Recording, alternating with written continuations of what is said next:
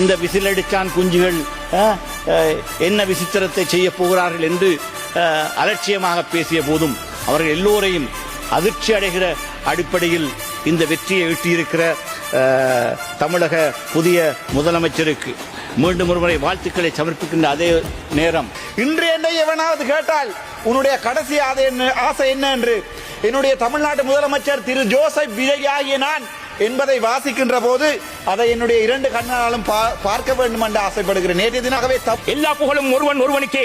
நீ நதி போல ஓடிக்கொண்டிரு. உன்னை உள்ளத்தில் ஊர் வைக்குமே தமிழ்நாடு மக்களே. உன்னை உள்ளத்தில் வைத்து இன்று தமிழ்நாட்டில் இளைய தளபதி விஜய் அவர்களை ஒரு சீஃப் மினிஸ்டராக தனது தளபதியாக அவர்கள் நியமித்திருக்கின்றார்கள். என்னுடைய கேள்விக்கு போகும் முதல் இலங்கை தமிழரசு கட்சி தமிழ் மக்களுடைய இலங்கையில் உள்ள பிரதான கட்சி என்ற அடிப்படையிலே வரலாற்று சாதனை படைத்த தமிழக வெற்றி கழகத்துடைய தலைவர் தளபதி விஜய் அவர்களுக்கு என்னுடைய வாழ்த்துக்களை முதலாவது இந்த பாராளுமன்றத்தை நான் தெரிவித்துக் கொள்கின்றேன்.